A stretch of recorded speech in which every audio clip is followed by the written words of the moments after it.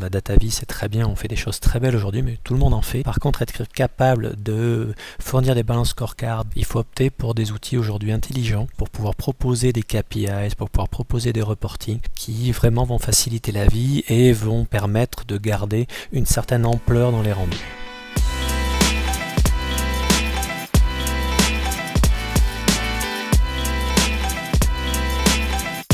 Bonjour Richard, tu es directeur du contrôle de la performance, consultant et manager de transition et tu interviens principalement dans les secteurs des assurances et des services. On comprend l'importance de la gestion de la donnée aujourd'hui. Justement, comment sont les données dans l'assurance ? Je dirais que les données d'assurance sont nombreuses et elles sont plutôt bien structurées. C'est lié au métier, je pense en particulier aux actuaires. C'est aussi la nécessité de traiter des volumes d'informations très importants, des millions de prélèvements, des millions de contrats qui sont gérés, et ce pour des durées très longues. Par ailleurs, il y a aussi toute la dimension réglementaire, avec la lutte anti-blanchiment, lutte antiterroriste, avec tout ce qui est KYC. Tous ces éléments-là, soumis au règlement RGPD, va faire que les données de l'assurance sont connues, sont bien structurées et sont relativement fiables. Donc dans le détail, je comprends que l'assurance est en avance par rapport aux autres secteurs, mais est-ce que la donnée est homogène ?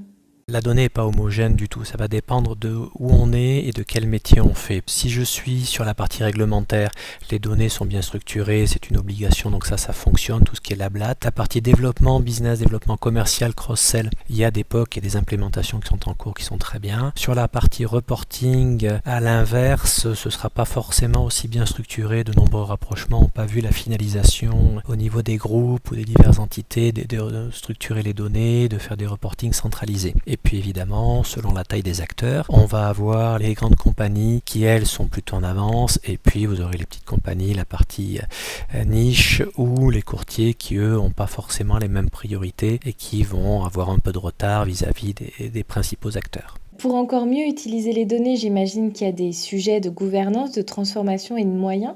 Quels seraient les 3 enjeux majeurs côté pilotage financier ? Je dirais le projet en lui-même, avoir un project sponsor qui soit au bon niveau de façon à pouvoir aligner les objectifs et les attendus de chacun. Et quand je dis chacun, c'est l'informatique, c'est éventuellement la partie technique assurance, voire l'actuariat, pour qu'on ait une structure qui permette d'avoir globalement l'ensemble de ces enjeux qui sont traités. Donc le project sponsor va être extrêmement important. Le deuxième point, ça va être le référentiel. Moi, j'insiste beaucoup là-dessus pour qu'on ait un référentiel qui soit exigeant et qui soit maintenu. C'est-à-dire mettre les bonnes personnes pour qu'on s'assure dans le temps qu'il n'y aura pas de dérive du référentiel et qu'on continuera à fournir ce qu'on est censé fournir dans de bonnes conditions. Et puis enfin, je dirais un outil, parce que la data vie, c'est très bien, on fait des choses très belles aujourd'hui, mais tout le monde en fait. Par contre, être capable de fournir des balance scorecards, d'intégrer des outils qui vont eux-mêmes avoir un peu d'intelligence pour pouvoir proposer des KPIs, pour pouvoir proposer des reportings, pour pouvoir permettre de faire de la simulation tout en archivant l'ensemble des données. Il faut opter pour des outils aujourd'hui intelligents qui vraiment vont faciliter la vie et vont permettre de garder une certaine ampleur dans les rendus. Qu'est-ce que tu entends par valoriser un maximum de données ? Quand je dis valoriser un maximum de données, ça va être ajouter aux seules données financières que l'on va pouvoir avoir du chiffre d'affaires, des montants de primes, du nombre d'actes, des éléments qui vont être intéressants pour fournir des reporting intelligents style balance scorecard, c'est-à-dire des éléments RH, des éléments de relation client, des éléments de durée moyenne de traitement, des éléments liés au back-office, des éléments qui vont aussi permettre d'aller sur les modèles d'allocation de coûts qui sont souvent utilisés pour faire cadrer la compta et la gestion, pour faire cadrer aussi la reconnaissance du chiffre d'affaires. On parle beaucoup d'intelligence artificielle dans la finance et dans l'assurance. Où est-ce qu'on en est réellement aujourd'hui ? Alors, quand on parle d'intelligence artificielle, tout dépend de ce dont on parle. On entend effectivement beaucoup parler, beaucoup de monde disent qu'il y a de l'intelligence artificielle. Pas loin de penser qu'il n'y en a pas vraiment. Mais pour expliciter, on a ce qui existe aujourd'hui, tout ce qui est obligation réglementaire, donc lutte anti-blanchiment, on a des gens comme Zelros qui font des choses très intéressantes, idem pour la partie développement du business, cross-sell, où là on est plus dans du scoring, pour pouvoir proposer un certain nombre de produits qui vont être adaptés à l'assuré que l'on a en ligne ou aux sociétaires. On va avoir également aussi un certain nombre d'outils qui vont permettre d'aider dans la relation client, où là on a vraiment de l'IA, c'est-à-dire du voicebot, du chatbot, qui vont permettre d'optimiser et de réduire le temps et les coûts lors de la relation client et de mesurer la satisfaction client. Côté financier, on a toute la partie comptable avec les imputations automatiques de factures, mais ça c'est assez ancien. Alors est-ce que c'est l'IA, est-ce que ça n'en est pas, ça reste à discuter, mais on a également aussi tous les outils de reporting. Je pense à IBM Planning Analytics qui fournit tout un tas d'éléments prospectifs, des outils qui vont permettre de fournir, de proposer des KPIs directement auxquels on n'a pas forcément pensé puisqu'ils calculent des corrélations. Et ça, c'est à la fois moderne, intelligent et ça facilite quand même bien la vie et le pilotage financier. On a